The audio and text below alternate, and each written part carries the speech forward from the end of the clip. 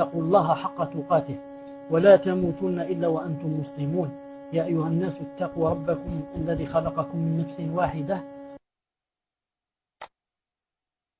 واتقوا الله الذي تساءلون به والأرحام إن الله كان عليكم رقيبا يا أيها الذين آمنوا اتقوا الله وقولوا قولا سديدا عفوا يصلح لكم أعمالكم ويغفر لكم ذنوبكم ومن يطع الله ورسوله فقد فاز فوزا عظيما ألا إن أصدق الكلام كلام الله وخير الهدي هدي محمد صلى الله عليه وسلم وشر الأمور محدثاتها وكل محدثة بدعة وكل بدعة ضلالة وكل ضلالة في النار أما بعد مرحبا بكم en cette soirée du 6 Muharram 1429 c'est-à-dire le 14 janvier 2009 بإذن عز وجل. Nous sommes toujours avec la personnalité de la musulmane. Nous sommes Inch'Allah Ta'ala au 6e cours. Nous sommes Inch'Allah Ta'ala au 6e cours. Non. Sans perdre de temps, Inch'Allah Ta'ala, on termine là où on s'est arrêté. Là où on s'est arrêté بإذن عز وجل. Il a dit dans cette glorieuse période de la femme musulmane combattante, nous retiendrons ainsi le nom d'une femme aussi méritoire et distinguée que Nasiba bint Ka'b. Il s'agit de qui? Il s'agit d'Umm Sulaym bint Milhan, d'Umm Sulaym bint Milhan, que nous avons mentionné plus haut avec Umara et Aïcha et Fatima radiyallahu ta'ala anhunna jami'an et d'autres femmes qui approvisionnaient les combattants en eau et soignaient les blessés d'entre eux.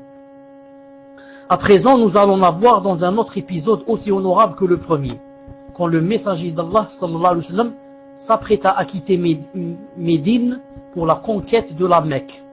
Alors Abu Talha, l'époux d'Umm Sulaym, fut parmi les combattants. Pendant ce temps-là, elle était enceinte. Umm Sulaym était enceinte et sa grossesse était à terme. Cependant, cela ne l'empêcha pas de décider d'accompagner son mari pour obtenir l'honneur du combat pour la cause d'Allah. Elle s'occupait peu des difficultés d'un tel voyage, de la longueur du trajet à faire et des conditions inconfortables à endurer. En raison de ces pénibles conséquences qu'il redoutait, Abu Talha demanda au prophète alayhi salam s'il pouvait autoriser sa femme, ainsi enceinte, à les accompagner.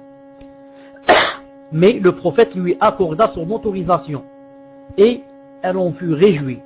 Ainsi, en compagnie de son mari, elle assista à la victoire éclatante des musulmans sur les mécréants. En ce jour-là, elle assista à l'effondrement définitif des bastions du polythéisme et de l'idolâtrie dans la péninsule arabe. Elle vit les idoles s'effondrer sous la main du messager d'Allah, qui répétait « La vérité est venue et le faux a disparu. Le faux est destiné à disparaître. » Ces scènes ne firent qu'accroître la foi d'Umm Sulaym et l'incitèrent à combattre davantage pour la cause d'Allah. Quelques jours après la conquête de la Mecque, les musulmans faillirent essuyer une défaite cuisante dans la bataille de Hunayn. Fut une grande épreuve pour les musulmans. Voyant qu'un bon nombre de combattants prenaient la fuite dans un sauve-qui-peut total, le messager d'Allah sallallahu alayhi wa sallam se déplaça vers le flanc droit et s'écria « Ô gens, rejoignez-moi, Muhammad ibn Abdillah. » Cependant, seul un groupe d'émigrés, d'Ansar et des membres de sa famille le soutint. Sulaym et son mari, Abu Talha, faisaient partie de ce groupe. Pour ceux qui ne savent pas Sulaym et qui ne la connaissent pas, je rappelle, c'est la mère de Anas, le serviteur du prophète sallallahu alayhi wa sallam. Celle-là, c'est sa mère. Alors je disais, Sulaym et son mari Abu Talha faisaient partie de ce groupe qui ne se sont pas enfuis, qui sont restés pour seconder le prophète sallallahu alayhi wa sallam. Le messager d'Allah la remarqua ce jour-là. Étant enceinte de Abdullah ibn Abi Talha, elle avait entouré son ventre de l'un de ses vêtements.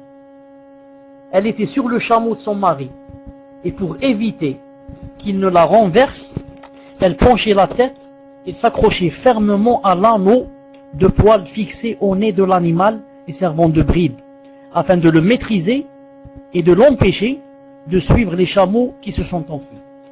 Le messager d'Allah sallallahu alayhi wa sallam l'appelait « Oh Umm Sulaym » et elle répondait « Oui, je te donnerai la vie de mon père et celle de mon père, ô messager d'Allah. » Dans son Sahih, Muslim rapporte le récit suivant.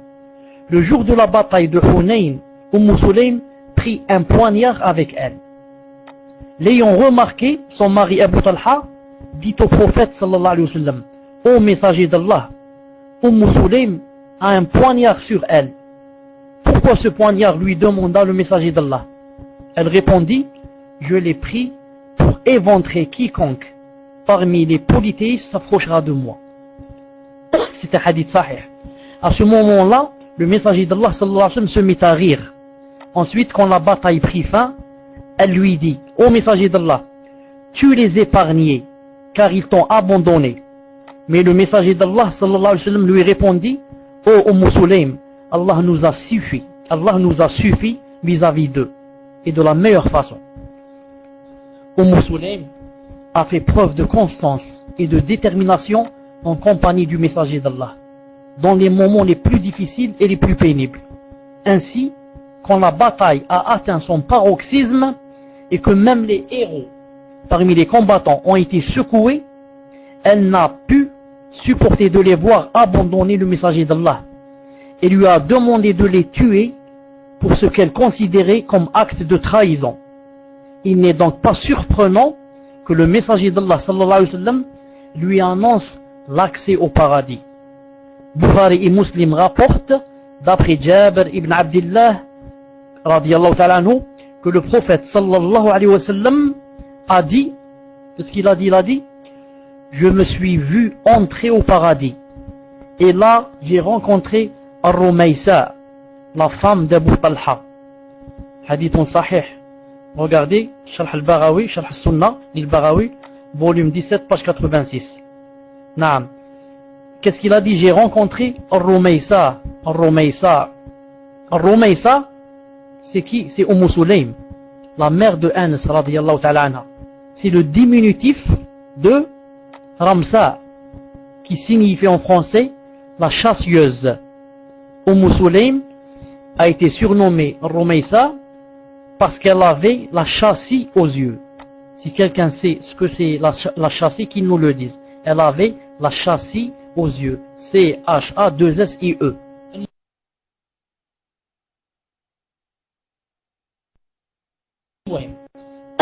Les traditions indiques avaient l'art de rendre visite à Sulaym et à sa sœur Haram. Sulaym, la mère de Anas, et sa sœur Haram, la tante de Anas, avait annoncé à Sulaym qu'elle accédera au paradis. Il annonça à sa sœur Haram qu'elle naviguera sur mer. Elle naviguera sur mer dans une expédition militaire. Bukhari rapporte que Anas radiyallahu ta'ala anhu a dit, la chassie, humeur gluante qui s'amasse sur le bord des paupières.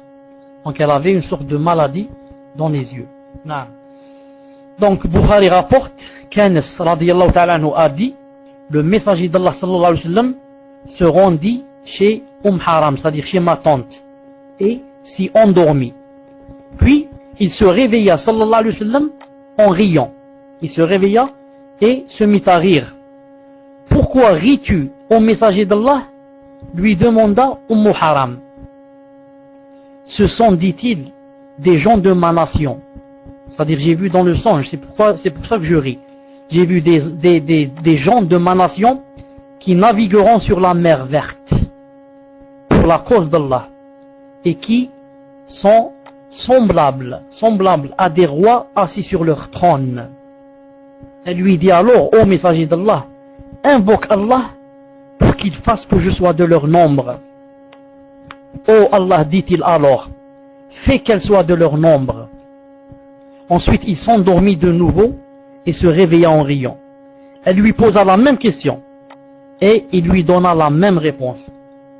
Puis, elle lui dit, invoque Allah pour qu'il fasse que je sois de leur nombre. Il lui répondit, tu fais déjà partie des premiers et non des seconds. En effet, conformément au récit d'Anas, la prédiction du messager d'Allah se confirma, car elle épousa Ubada ibn Samit et s'embarqua avec lui et l'épouse de Muawiyah ibn Abi Sufyan pour lutter pour la cause d'Allah. C'est-à-dire, elle s'embarqua sur un bateau, exactement comme avait prévu, comme avait vu dans le songe le prophète sallallahu alayhi wa sallam. Puis, au retour, montée sur sa bête de somme, celle-ci la renversa. Elle fut victime d'une fracture au cou et mourut sur le champ. Fath al-Bari, volume 6, page 76. Son tombeau demeure jusqu'à nos jours un site de valeur racontant l'histoire d'une musulmane qui a combattu pour la cause d'Allah et devant lequel les gens répètent, c'est le tombeau de la femme pieuse, qu'Allah lui accorde sa miséricorde. Ayman, la nourrice du messager du prophète alayhi salam, fut elle aussi du nombre des croyantes qui apportèrent leur soutien à l'islam et combattirent pour la cause d'Allah. Elle participa à la bataille de Uhud, Khaybar, Muta et Hunayn. Dans ces batailles de l'eau aux combattants, soignait les blessés d'entre eux et accomplissait encore d'autres tâches louables. Vous pouvez voir le Maghazi de l'Waqidi, volume 1, page 278. Et d'autres livres que c'est pas la peine que je cite. Signalons aussi Kabsha bint Rafi' al-Ansariya, la mère de Sa'd bin Mu'adh, qu'Allah l'agrée. Celle-là aussi, elle a assisté à des batailles et a soutenu la cause d'Allah Azza wa Jal. De ces croyantes engagées pour la cause de l'islam, citons aussi Al-Furay'a bint Malik et Hisham bint Haritha ibn Nu'man, qu'Allah l'agrée. Ces deux femmes furent parmi celles qui, sous un arbre à Al-Hudaybiyah, prêtèrent au messager d'Allah le serment d'allégeance nommé le serment de l'agrément. Les polythéistes de Quraysh ayant empêché les croyants de se rendre à la Mecque, le messager d'Allah sallallahu alayhi wa sallam leur envoya alors Uthman ibn Affan radiyallahu ta'ala anhu en émissaire. Mais ce dernier s'attarda si longtemps à revenir que les musulmans crurent que les Qurashites l'avaient assassiné. C'est en ces moments de doute pour certains que ce serment a eu lieu. Ceux qui y participèrent bénéficièrent du don auquel tout croyant aspire, l'agrément d'Allah. À ce sujet, Allah révéla un verset qui sera éternellement récité tant que les cieux et la terre existeront. Allah Ta'ala a dit, Allah est très certainement agréé. Allah a très certainement agréé les croyants quand ils t'ont prêté le serment d'allégeance sous l'arbre. Il a su ce qu'il y avait dans leur cœur et a fait descendre sur eux la quiétude. Et il les a récompensés par une victoire proche. Coran 48-18. Donc, ici, il parlait aussi de qui? De ces femmes-là. Naam. al-Mundir, Salma bint Qais, participa elle aussi au serment de l'agrément. Naam. Comme elle avait déjà participé au serment dit des femmes. On la surnomma alors la femme aux deux serments. Elle fut également du nombre des musulmans qui accompagnèrent le messager d'Allah sallallahu alayhi wa sallam pour assiéger les Banu Qurayda et bénéficia ainsi de l'honneur de participer à la lutte pour la cause d'Allah. Nous n'omettrons pas enfin de citer un autre nom et non des moindres, Asma bint Yazid ibn Sakan al-Ansariya radiyallahu ta'ala anha. Cette femme participa à la bataille du fossé et à celle de Khaybar et fut présente à Al-Hudaybiyah et au serment de l'agrément. Par ses efforts multiples, elle ne cessa de soutenir la cause de l'islam et ses principes. De son engagement, le messager d'Allah sallallahu alayhi wa sallam fut satisfait jusqu'au jour où il rendit l'âme sallallahu alayhi wa sallam. Et même après la mort du prophète, elle continua dans cette voie. L'an 13 de l'Hégire, elle participa à la bataille d'El Yarmouk. Même après la mort du prophète sallallahu alayhi wa sallam, elle continua dans le chemin. Elle participa, après sa mort sallallahu alayhi wa sallam, dans la bataille de El Yarmouk, qui eut lieu au Shem, lointain nord de Médine, où elle encouragea les combattants à affronter l'ennemi et à résister. Les approvisionna en eau et soigna les blessés d'entre eux. La bataille de Yarmouk est l'une des plus célèbres dans l'histoire de l'islam. L'une des plus célèbres dans l'histoire de l'islam. Et à laquelle la femme musulmane participa de manière active et déterminante. Pendant cette bataille, les combattants musulmans furent secoués, au point que certains d'entre eux se mirent à reculer. Cependant, les femmes présentes continuèrent à combattre et incitèrent les réticents parmi les combattants à avancer pour affronter l'ennemi en jetant sur eux des pierres et des bouts de bois. Ibn Kathir souligne l'héroïsme et l'honorable contribution de la femme musulmane à cette bataille. Il a écrit: en ce jour, les femmes musulmanes combattirent et tuèrent un bon nombre de Byzantins. Elles frappaient les fuyards parmi les musulmans et leur disaient: où allez-vous? Comptez-vous nous abandonner à ces barbares? En raison de ces réprimandes, aucun des combattants ne pouvait que regagner le camp de bataille. Le champ de bataille. Quand les hommes entendaient ces choses-là, celui qui voulait fuir, il a honte. Une femme qui te dit qui est avec toi, elle a résisté, elle ne s'est pas sauvée. Et toi, tu es un homme, tu te sauves. Et tu l'entends dire: où allez-vous? Vous allez nous laisser avec ces barbares? Alors là, personne plus ne pourra jamais ni s'enfuir. Il doit revenir au champ de bataille. Et donc la femme, comme vous voyez, non seulement elle participait avec sa main, mais elle participait aussi avec, en parlant, avec son cœur aussi. Son cœur solide, inébranlable, en faisant quoi? En faisant endurer les autres, et en quoi? Et en les faisant aussi résister. Et soutenir et seconder. Ce n'est pas obligé qu'elle prenne un revolver, mais des fois seulement, en disant une phrase pareille: comptez-vous nous abandonner à ces barbares? L'homme subhanallah ressent quoi? De la jalousie dans son cœur, et dit: il est impossible qu'une femme résiste et que moi je me sauve. Et alors il tient debout. Ça me rappelle, vous connaissez vous tous ça, cette chose, du moins vous en avez entendu parce que vous êtes assez jeunes, ce qu'ont fait les youyos des Algériennes quand c'était le temps où l'Algérie était colonisée et où les musulmans combattaient avec tout ce qu'ils pouvaient, et que ils entendaient des youyos des Algériennes qui bien sûr les soutenaient, et quand quelqu'un entend le youyou d'une femme dans une situation pareille, il ne retrouve que force, la force lui revient, et c'est comme si on lui avait donné une fusée dans sa main.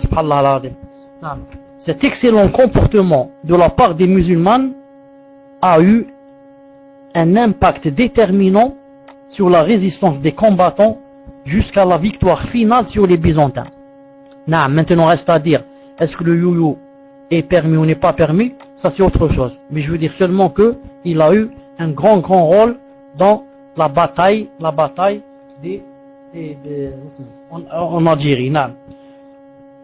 En ce jour pénible, Asma bint Yazid manifesta une bravoure et un héroïsme qui firent défaut à bon nombre de combattants. En s'engageant hardiment dans le combat, elle tua à elle seule plusieurs mécréants. Dans la notice qu'il lui consacre, Ibn Hajar n'omet pas de souligner sa vaillance. Il a dit: Salama al-Ansariya c'est qui? Il a dit c'est Asma bint Yazid ibn Sakan. Maintenant il donne très vite sa biographie. Il a dit elle participa à la bataille d'El Yarmouk où elle tua 9 Byzantins. 9. En se servant de quoi? En se servant d'un des piliers de sa tente. Après cette bataille, elle vécut longtemps. انظر إصابة في تلميذ الصحابة volume 6 page 229 et الذهبي سير أعلام النبلاء volume 2 page 279. Qu'est-ce qu'elle a fait? Dans une bataille, elle a tué 9 Byzantins, 9 kafrs. Avec quoi? Avec un revolver? Pas du tout. En se servant d'un des piliers de sa tente.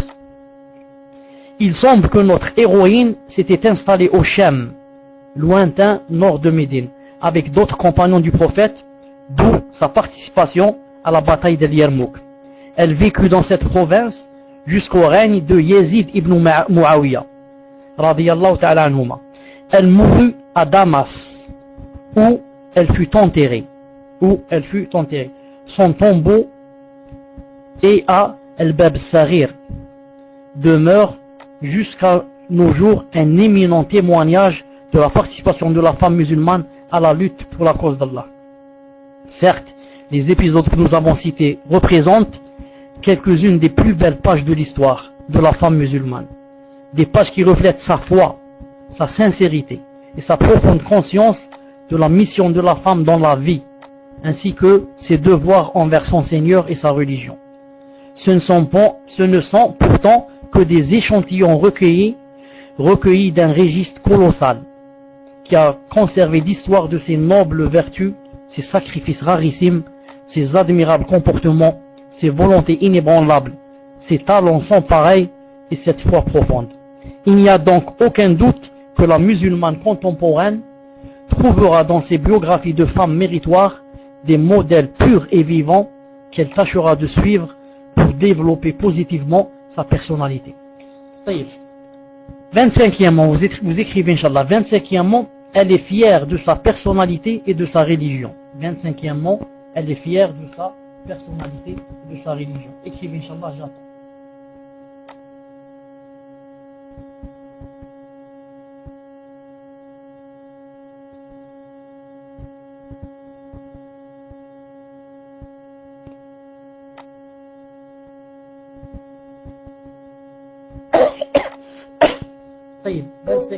Elle est fière de sa religion et de sa personnalité et de sa religion.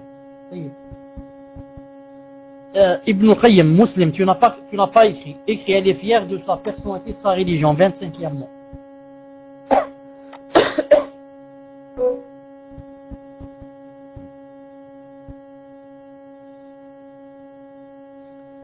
Muslim, est-ce que tu m'entends? Dans l'autre salon. Non. Je parle dans l'autre salon qui est en Europe. Est-ce que déjà, je ne sais même pas s'ils entendent là-bas ou pas. Non. Alhamdulillah. Taïb, alhamdulillah. Bismillah ar-Rahman ar-Rahim.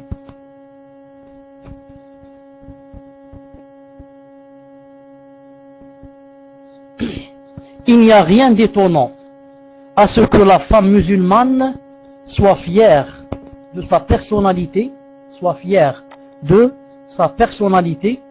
et de la place considérable qu'elle occupe grâce à l'islam. Cette religion qui lui a reconnu ses droits depuis longtemps, bien avant que les femmes appartenant aux autres nations ne réalisent leurs acquis actuels. Près de 15 siècles, l'islam accordait à la femme ses pleins droits pour la première fois dans l'histoire de l'humanité. Plusieurs siècles avant que le monde entier ne connaisse les organisations des droits de l'homme et leurs conventions, la femme musulmane jouissait déjà de tous ses droits. En cette période lointaine de l'histoire, alors que les milieux chrétiens doutaient de la nature humaine de la femme et s'interrogeaient sur la nature de son âme, l'islam annonça que les femmes étaient semblables aux hommes. Le prophète sallallahu alayhi wa sallam a dit: إنما النساء شقائق الرجال. Les femmes ont été issues des hommes. Ça veut dire, elles sont égales aux hommes. Naam. Autant où, quand est-ce qu'il a dit ça? Naam. Il a dit ça bien avant. Naam. Alors que les chrétiens sont passés par une période où ils faisaient beaucoup de réunions, leurs évêques, etc., pour arriver à un résultat.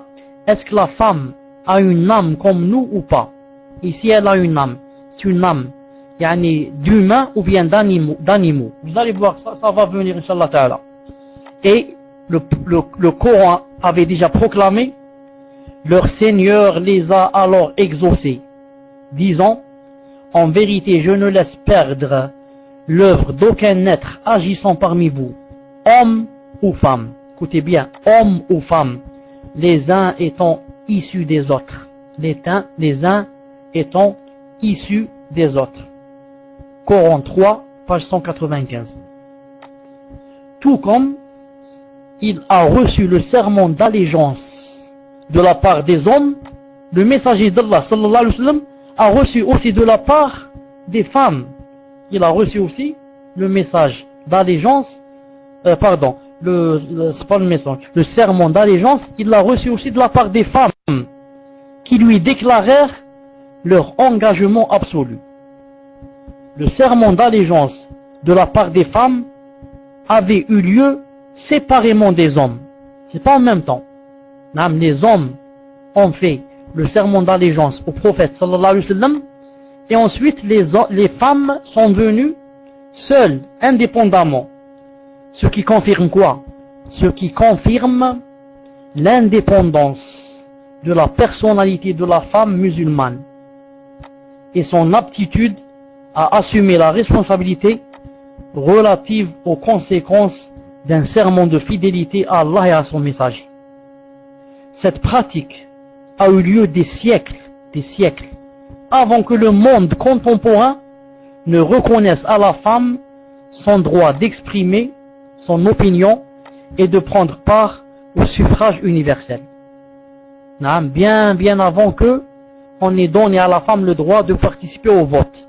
L'islam avait donné déjà à la femme son indépendance pour qu'elle vienne faire le serment sallallahu alayhi wa sallam seule, indépendamment des hommes. Ceci ne fut pas l'unique droit que l'islam octroya à la femme. Il en existe bien d'autres, notamment son indépendance financière.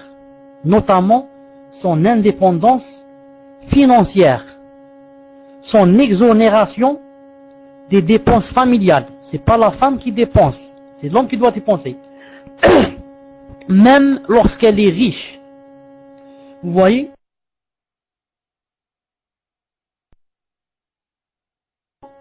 Même si la femme, c'est la plus riche du monde, ce n'est pas elle qui doit dépenser, mais c'est lui. Ce n'est pas elle qui doit dépenser, mais qui doit dépenser, c'est lui. Même si quoi? Si elle a tout l'or du monde. Même si elle a tout l'or du monde.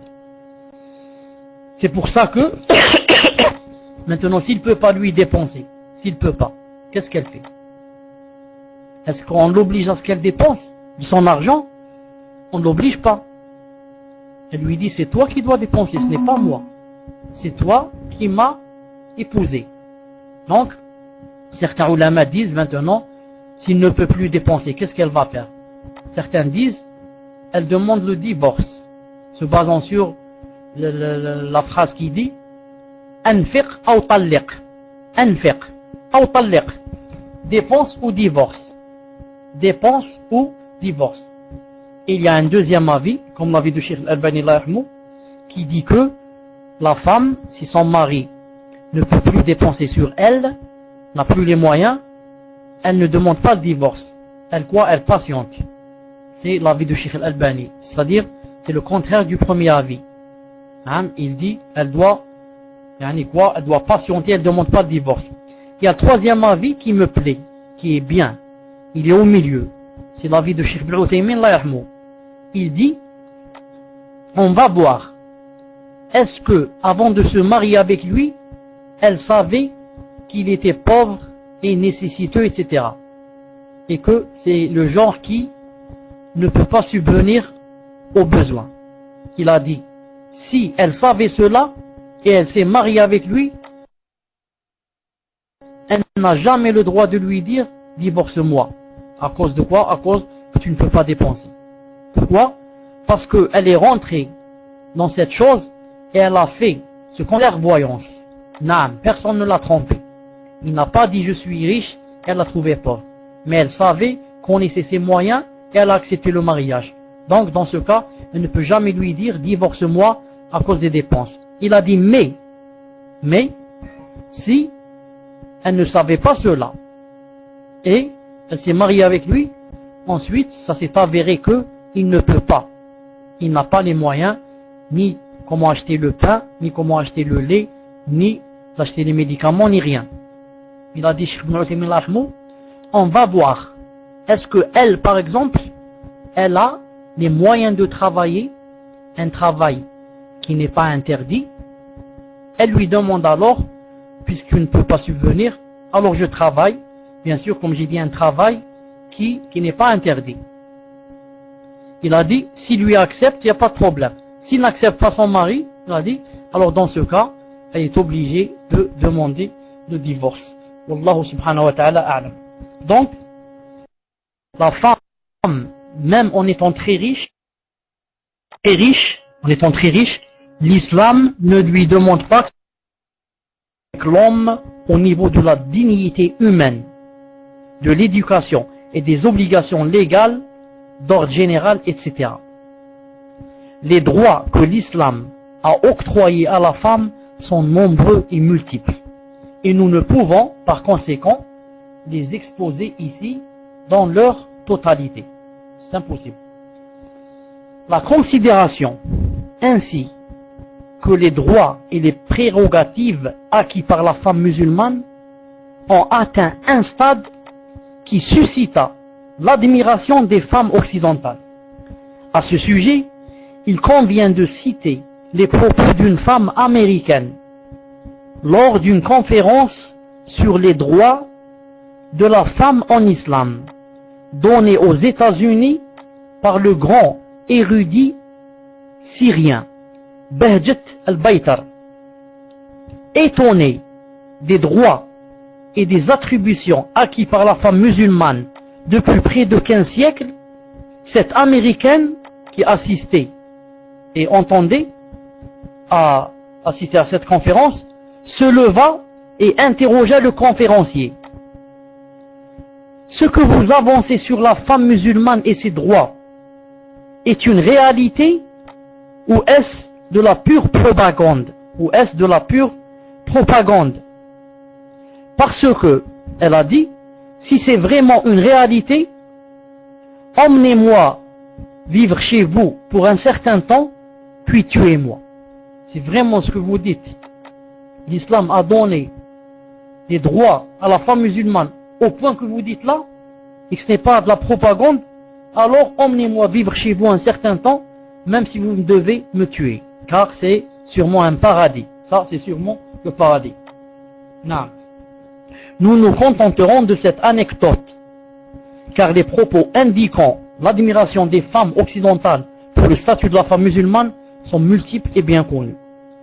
Une fois informée de tout cela, la musulmane contemporaine ne peut qu'être fière de sa religion. Non. Et que posséder une fois de plus en plus,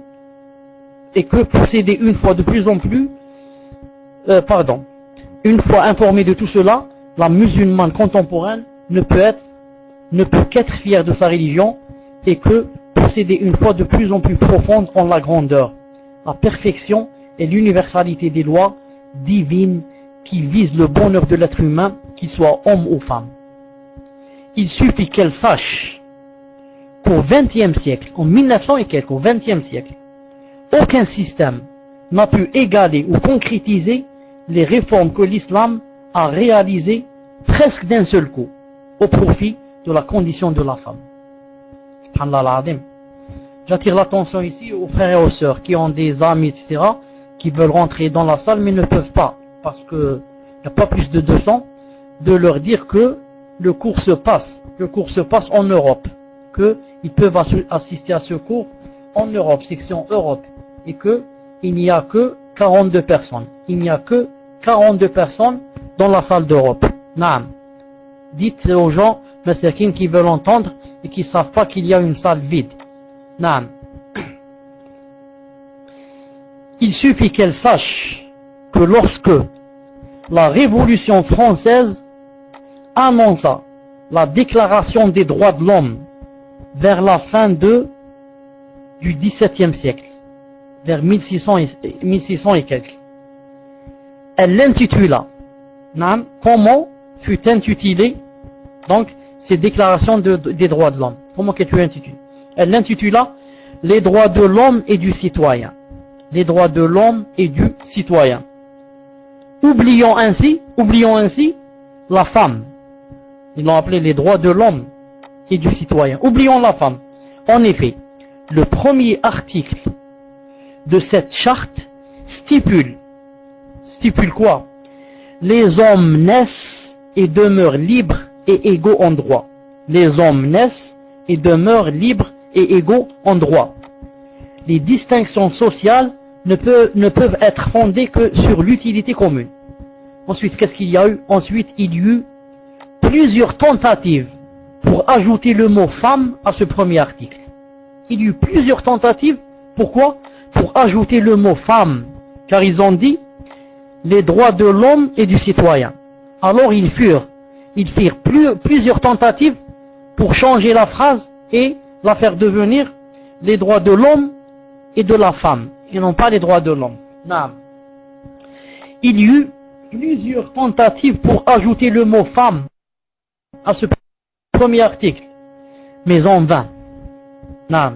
Un siècle plus tard, en réfutant les thèses des égalitaires qui revendiquaient la participation de celle-ci au suffrage universel, l'éminent savant français Gustave Le Bon déclara dans son ouvrage intitulé Psychologie du socialisme que la femme ne fut l'égale de l'homme que durant les périodes de décadence.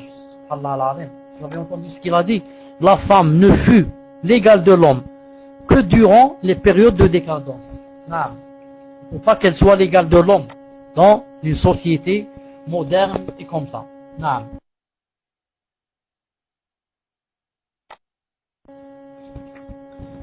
En Occident,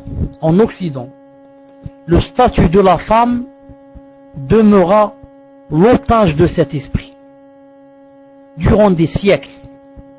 Et ce n'est qu'avec l'avènement de la Société des Nations, SDN, après la Première Guerre mondiale, puis l'Organisation des Nations Unies, ONU, suite à la Deuxième Guerre mondiale, que les militants des droits de la femme réussirent, au terme d'un long combat, à imposer des textes qui reconnaissent enfin l'égalité des droits entre la femme et l'homme. À chaque fois, ils se heurtaient à des obstacles dus à des coutumes et des conventions à caractère religieux. J'ajoute à cela l'absence, en temps opportun, de textes juridiques nationaux ou internationaux justes et équitables envers la femme.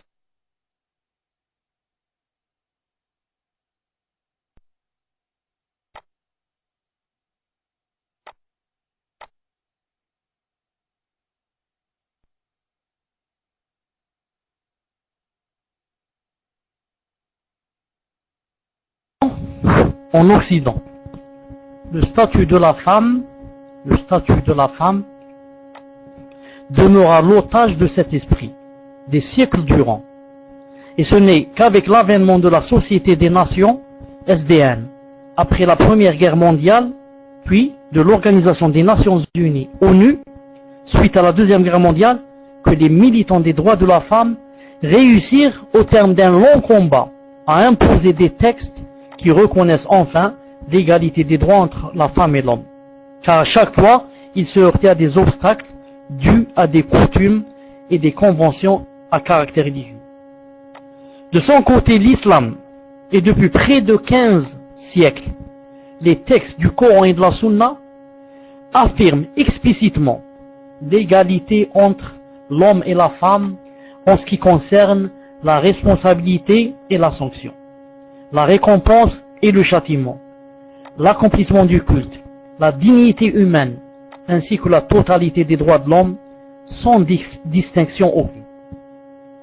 Tout en affirmant l'égalité de l'homme et de la femme au niveau des droits, l'islam a aussi affirmé leur égalité concernant les devoirs qui incombent à tout être humain. Il les a déclarés tous deux vicaires sur terre, khalifa, et en le leur confiant de la peupler et d'y adorer Allah. Il a déterminé à chacun des deux sexes le rôle qui lui incombe pour établir une société humaine vertueuse, sensée et pure. Les rôles de chacun sont complémentaires et non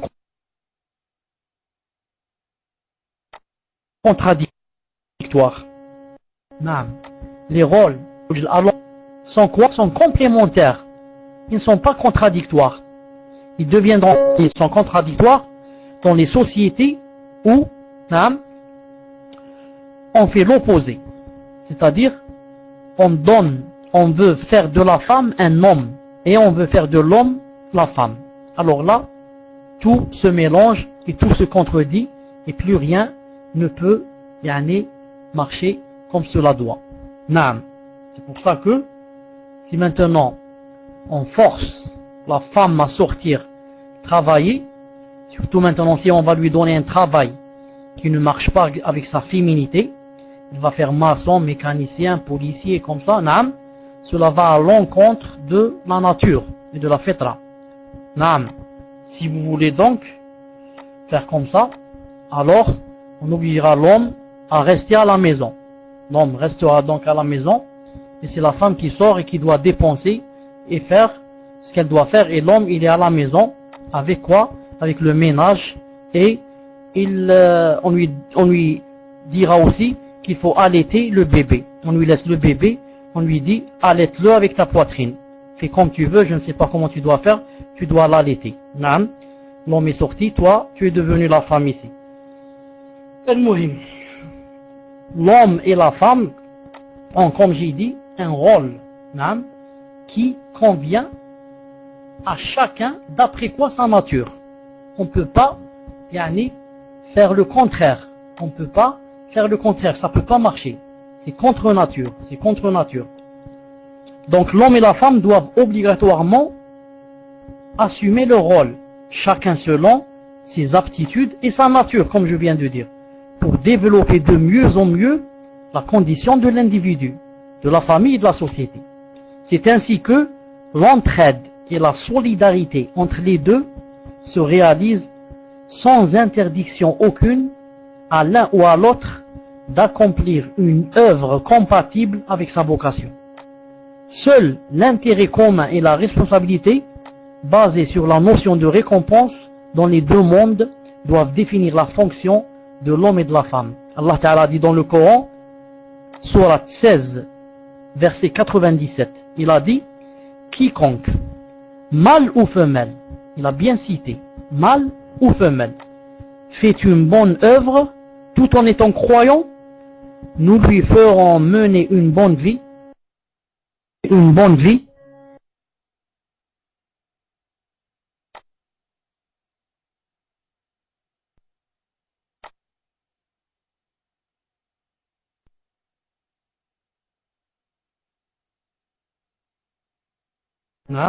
en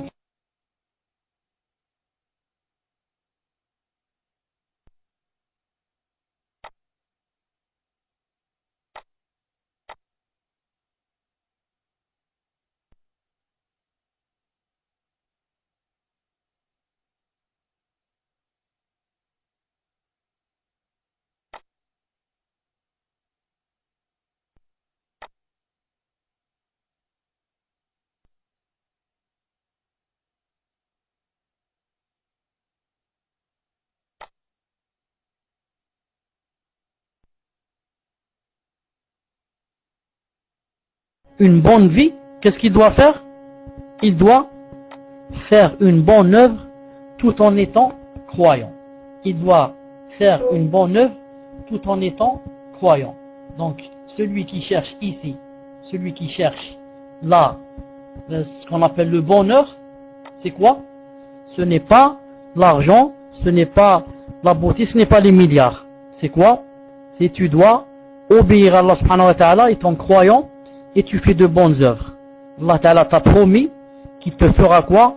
Mener une bonne vie. Vous voyez la bonne vie où elle se trouve? C'est pour ça que vous voyez des gens qui sont milliardaires et qui sont très malheureux. Pourquoi? Ou bien ils ne sont pas croyants, ou bien ils ne font pas les bonnes œuvres. Ou bien ils ne sont pas croyants, ou bien ils sont croyants et ils ne font pas les bonnes œuvres. Al-Muhim.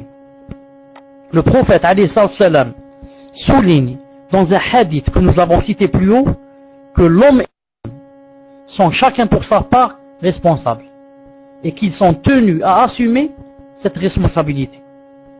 Une musulmane consciente des préceptes de sa religion et du noble statut que l'islam lui a octroyé près de 15 siècles doit savoir qu'avant, écoutez bien ce qui va suivre, avant l'avènement de l'islam, les droits de la femme étaient lésés par toutes les anciennes législations, que ce soit dans la péninsule arabique, en Inde, à Byzance ou dans le monde médiéval chrétien.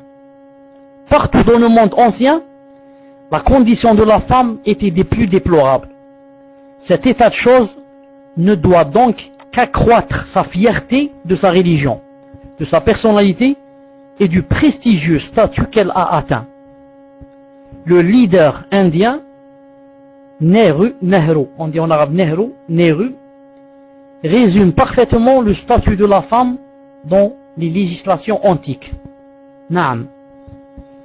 Dans son livre Discovery of India, il a écrit, qu'est-ce qu'il a dit? Il a dit, quant au statut de la femme dans les lois de Manu, il était sans doute déplorable. Selon cette législation, les femmes devaient demeurer dépendantes de leur père, leurs époux ou leurs fils, car leur coutume stipulait que l'héritage des hommes décédés devait être légué exclusivement aux mâles parmi les ayants droit. Subhanallah al-Azim. Et Nehru de commenter cette triste réalité en disant, dans tous les cas, le statut de la femme dans l'Inde antique était bien meilleur que celui de ses semblables dans la Grèce antique, à Byzance ou dans les premiers temps de la chrétienté. Le statut de la femme donc dans le droit romain était basé sur des lois qui ne lui reconnaissaient aucune capacité juridique. Ces lois consistaient à faire d'elle, consistaient à faire de la femme, même quand elle atteint l'âge adulte, une éternelle mineure qui dépend durant toute sa vie de la tutelle du père ou de l'époux. En raison de sa féminité, elle ne disposait d'aucune liberté.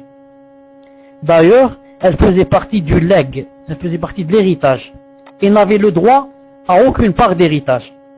Dans cette législation, la femme était considérée comme un bien, faisant partie des possessions de l'homme, d'où sa subordination à ce dernier et sa privation de toute liberté de prendre ses propres décisions. Les effets de ces lois ont survécu jusqu'à nos jours et sont tangibles dans la plupart des pays contemporains, car une bonne partie des législations de ces pays est encore influencée par le droit romain. La chrétienté, dans ses premiers temps, n'a pas échappé elle aussi à l'influence du droit romain, ce qui a engendré en son sein la déplorable condition de la femme mentionnée par Nehru. Certains religieux chrétiens, subhanallah, écoutez bien ce que ont pensé les chrétiens, sont allés même jusqu'à exprimer leurs doutes sur la qualité humaine de la femme et sur la nature de son âme. En effet, plusieurs séminaires furent organisés par les chrétiens pour débattre de la nature de l'âme de la femme. La question c'était quoi? C'était de savoir, est-ce que la femme disposait d'une âme semblable à celle de l'homme, ou plutôt semblable à celle propre des animaux, tels les chiens, les serpents, etc. Pire, l'un de ces séminaires organisés à Rome alla jusqu'à conclure que la femme était privée d'âme, elle n'avait pas d'âme, et que par conséquent, elle ne sera pas ressuscitée dans l'au-delà. Ça, c'est le résultat auquel sont arrivés les chrétiens dans leur grande conférence, séminaire qu'ils ont faite en quoi? En Rome, à Rome, non. Quant au statut, ça c'est chez les chrétiens. Quant au statut de la femme qui vivait dans la péninsule arabique avant l'avènement de l'islam, il était aussi déplorable que celui des autres femmes du monde entier. La majorité des tribus arabes traitaient la femme avec dédain et dégoût. Elle était considérée comme une honte susceptible d'entacher leur réputation, et dont plusieurs parents tentaient à s'en débarrasser en l'enterrant vivante dès sa naissance. Dans plusieurs versets du Coran, l'islam condamne ce comportement méprisable et cette pratique déplorable vis-à-vis de la femme. Allah, le Seigneur exalté soit-il, décrit la bassesse des sentiments de l'arabe vis-à-vis de la femme durant l'époque anti-islamique en ces termes. Coran 16, Sourate 16, versets 58-59. Et lorsqu'on annonce à l'un d'eux une fille, c'est-à-dire il a une fille, son visage s'assombrit et un courroux profond l'envahit. Il se cache des gens à cause du malheur qu'on lui a annoncé. Doit-il la garder, cette fille, malgré la honte, ou bien l'enfuira-t-il dans la terre? Ou bien est-ce qu'il va l'enfuir dans la terre?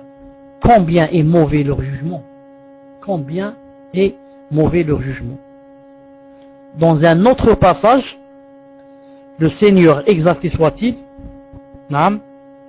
décrit l'aspect épouvantable du crime qui consiste à enterrer vivante une innocente nouveau-née qui n'a commis aucune faute. Allah Ta'ala dit dans Sourate 81, 8-9, verset 8-9, Sourate 81, verset 8-9, il a dit: lorsque l'on demandera à la fillette enterrée vivante, c'est-à-dire demain, le jour de la résurrection, lorsqu'on demandera à la fillette enterrée vivante pour quelle faute elle a été tuée, quelle est la faute qu'elle a faite pour avoir été enterrée vivante? C'est ce que dira Allah Ta'ala au père de ces fillettes. Il lui dira: tu l'as enterrée vivante. Pourquoi? Quelle est la faute qu'a faite cette fillette? Et sans parler bien sûr des ignorants, et combien sont-ils? Des millions, si ce n'est pas plus, d'hommes d'ignorants qui divorcent leurs femmes quand elles mettent au monde une fille, surtout si c'est la troisième ou la quatrième ou la cinquième. Ils disent: celle-là ne donne que des filles, moi je préfère la divorcer. Combien donc de femmes, des pauvres, ont été divorcées à cause que quoi? À cause qu'elles donnaient des filles. Et vous savez, alhamdoulilah tous, ce n'est pas moi qui vais vous dire cette chose, que la fille et le garçon, les ulama disent que tout cela vient de l'homme et que la femme n'a rien à voir à l'intérieur de cela. Car la femme, c'est une chose comme ça, où c'est toi qui mets quelque chose à l'intérieur. Si tu mets le garçon, elle donne un garçon. Si tu mets la fille, elle donne la fille. Donc elle n'a rien à voir bi'idna azza wa jal. Et si la femme a seulement des filles, 5, 6, 7, si quelqu'un devait être plein, alors on plaindra l'homme. On va lui dire: on va t'enlever ta femme. On va t'enlever ta femme. Toi tu ne donnes que des filles. Allez, va te marier avec une autre. On va la marier avec quelqu'un qui lui donne des garçons. On va tout renverser maintenant. Al-Muhim. Telle fut la condition de la femme dans la société arabe anti-islamique, dans la société romaine, dans la chrétienté et dans toutes les sociétés dites civilisées de cette époque. Une condition pénible, déplorable et humiliante. Elle continue à l'être encore dans la plupart des pays dont les législations sont encore influencées par le droit romain. Et les juristes n'infirmeront point cette réalité. Non. Donc la musulmane doit prendre conscience de l'immense bienfait qu'Allah lui a accordé depuis l'avènement de l'islam. Allah Ta'ala a dit dans le Coran, Sourate 5, verset 3. Sourate 5, verset 3.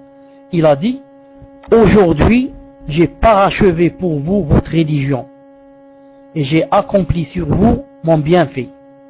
J'agrée pour vous l'islam comme religion. Je répète, aujourd'hui, j'ai parachevé pour vous votre religion et accompli sur vous mon bienfait. J'agrée pour vous l'islam comme religion. Naam. Mieux encore, elle doit se sentir pleine de bonheur, de satisfaction, de quiétude et de fierté, car l'islam a accordé à la mère un statut bien supérieur à celui du père. L'islam a accordé à la mère un statut bien supérieur à celui de qui? À celui du père. Naam. On rapporte à ce propos qu'un homme vint voir le prophète sallallahu alayhi wa sallam et lui demanda lequel parmi les gens mérite le plus ma bonne compagnie. Lequel parmi les gens mérite le plus ma bonne compagnie. Le prophète sallallahu alayhi wa sallam lui répondit, ta mère. Et qui ensuite, dit-il? Ta mère fut la réponse. Et qui ensuite, dit-il, la troisième fois? Ta mère, finit par dire le prophète sallallahu alayhi wa sallam. Et moi je connais un hadith sahih, authentifié par Sheikh Al-Albani rahimahullah, où cette question a été posée, non pas 3 fois comme dans ce hadith, mais 5 fois. 5 fois. La 5e fois, par la 4 ou 5 fois, il lui dit ta mère, ta mère, ta mère. Et c'est seulement la 6e fois, je crois, qu'il lui a dit ton père, ou bien la 5e. Subhanallah al-Azim. Naam. De par la nature de sa formation physique, la femme est biologiquement disposée à porter le fœtus, puis à allaiter le nourrisson et à veiller sur lui. Or, tout cela représente une lourde et pénible tâche dont l'importance est soulignée par le Coran. C'est tellement important et difficile et lourd comme tâche que ça a été inscrit et mentionné par le Coran. Allah Ta'ala dit dans le Coran 31-14. Il a dit, nous avons recommandé à l'homme ses parents, c'est-à-dire qu'il doit leur obéir. Sa mère l'a porté, subissant pour lui peine sur peine, alors que son sevrage a lieu pendant les 2 ans. Sois reconnaissant envers moi, ainsi qu'envers tes parents. Vers moi est ta destination. Vous avez remarqué qu'Allah Ta'ala a cité ici la mère et non pas le père. Ensuite il les a joints les deux. Il a dit, sois reconnaissant envers moi, ainsi qu'envers tes parents. Mais auparavant, qu'est-ce qu'il a dit? Nous avons recommandé à l'homme ses parents, sa mère l'a porté. Il n'a pas dit son père. Là, sa mère l'a porté, subissant pour lui peine sur peine, alors que son sevrage a lieu pendant les 2 ans. Non. En contrepartie, l'homme doit prendre en charge sa famille et lui assurer subsistance et dépenses. Cependant, et en dépit des efforts qu'il effectue dans ce sens, l'homme restera en deçà du statut que l'islam a accordé à la mère. Ce statut est conditionné et cautionné par le hadith précédent, dans lequel le prophète sallallahu alayhi wa sallam répondait à l'homme qu'il interrogeait sur la personne qui méritait le plus sa bonne compagnie. Il lui disait quoi? La mère, ta mère, naam, subhanallah al-azim. La mère, tellement c'est important, tellement elle a souffert. Vous voyez la différence entre la mère et le père? Naam, Le père, il est au travail, il vient le soir, il sait même pas ce qui s'est passé. Et il peut voir son fils malade, et des fois ça peut rien lui dire. Il dit, je suis fatigué du travail, laissez-moi un peu dormir. Hein, peut-être que même sa femme lui dit, on doit le prendre à l'hôpital. Il dit, je suis fatigué. Et peut-être il ne ressent rien, il va dormir. Alors que la mère, sûrement qu'elle n'a pas dormi toute la nuit, depuis que la fièvre a commencé à toucher son enfant. En parlant de la mère, écrivez numéro 1 si vous m'entendez. En parlant de la mère, ça me rappelle, attendez que, ça y est. En parlant de la mère, ça me rappelle une fois quand j'étais en terminale.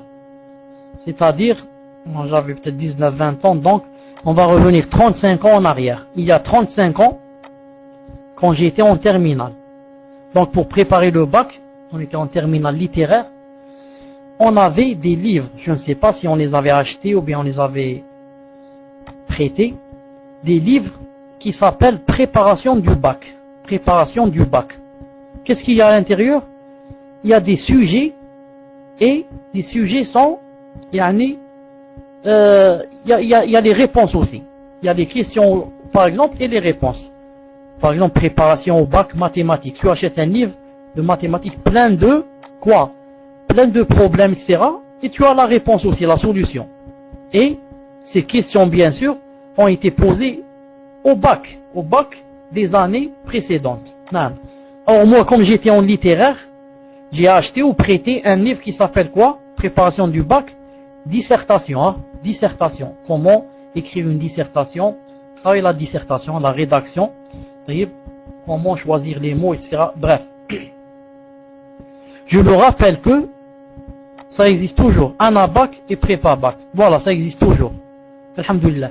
Je me rappelle ce livre-là qui parlait de dissertations qui ont été écrites par des élèves pendant le bac. Et une des dissertations, vous savez combien on a donné à l'élève? On lui a donné 20 sur 20 au bac. Il a écrit une dissertation, on lui a donné 20 sur 20. Or, tout le monde sait que la dissertation, on ne peut jamais avoir plus de 14 ou 15. Si le prof te donne 15 en dissertation, c'est que classe, tu peux toi-même aller enseigner. Non. Et celui-là, on lui a donné 20 sur 20 en dissertation. Je me rappelle, ça parlait de la mère. La question, le sujet, c'était à peu près, parler de votre mère qui éprouve beaucoup de difficultés dans la vie, etc. Et essayer de décrire ses peines. Essayer de décrire ses peines. Ou quelque chose comme ça. Je me rappelle que cet élève qui a eu 20 sur 20 et qui a écrit 2 ou 3 pages, je me rappelle d'un petit passage, c'est tout, peut-être 3, 4 ou 5 lignes. Lorsqu'il a dit, à peu près c'est comme ça, il a dit, d'abord il a parlé de sa mère que il n'avait pas de père, etc. Et que sa mère avait toujours son dos courbé sur la machine à coudre. Il dit, elle est toujours là en face de moi sur la machine à coudre, pour coudre des choses et les vendre pour qu'elle dépense. Car il n'y avait pas de père. Il a dit, jamais le visage de ma mère ne reflète les soucis qui peuvent lui torturer l'âme. Mais parfois ces soucis sont tellement lourds que rien qu'à son nom me regarde que quelque chose ne va pas. Et c'est pourquoi je l'invite doucement à épancher son cœur contre le mien, car le poids des soucis devient moins lourd, porté par 2 cœurs qui s'aiment tendrement. 2 ou 3 lignes très simples, il n'a employé aucun mot qu'on ne connaît pas, aucun mot difficile, mais regardez le style, la suite dans les idées, la syntaxe. Regardez comment ça a donné quelque chose de beau au point où il a eu 20 sur 20. 20 sur 20, subhanallah al-azim. Je répète ce qu'il a dit. Jamais le visage de ma mère ne reflète les soucis qui peuvent lui torturer l'âme. Mais parfois, ces soucis sont tellement lourds que je sens, rien qu'à la façon dont elle me regarde, que quelque chose ne va pas. Pourquoi doucement épancher son cœur contre le mien, car le poids des soucis devient moins lourd, porté par 2 cœurs qui s'aiment tendrement. Allahu Akbar. L'islam a distingué la femme en lui attribuant un statut supérieur à celui de l'homme grâce à sa maternité. Il a honoré son statut en lui conservant son nom de famille. Naam, en lui conservant son nom de famille après le mariage. Vous voyez ce que l'islam a et ce que les autres n'ont pas. L'islam laisse à sa femme, pour l'honorer, son nom de son père après le mariage. Dans les sociétés occidentales, la femme perd son patronyme une fois mariée et devient ainsi assimilée à la famille de l'époux. On l'appellera Madame une telle, d'après le nom de son mari, et son nom, le nom de son père, disparaîtra des fiches d'état civil et de sa pièce d'identité. Contrairement à cette situation, la femme musulmane garde son nom de famille à elle après le mariage et ne l'abandonne pas pour l'identité et le lignage de son mari.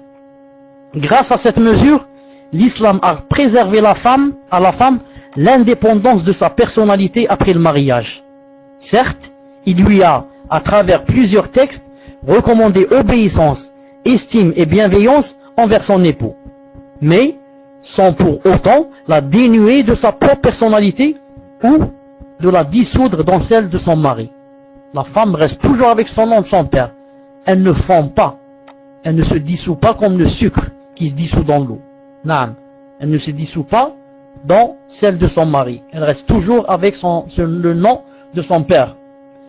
Pour mieux comprendre le statut prestigieux que l'islam a donné à la femme, il faut savoir qu'en plus des droits multiples dont nous n'avons cité qu'une partie, il lui a confirmé son indépendance financière en lui accordant le plein droit de disposer librement de ses biens sans la charger des dépenses familiales.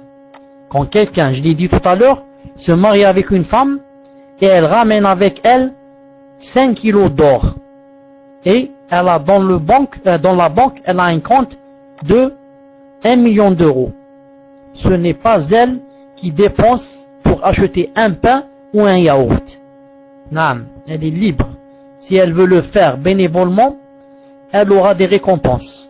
Si elle ne veut pas le faire, jamais le mari n'a le droit de lui dire « va sortir ton argent pour dépenser ».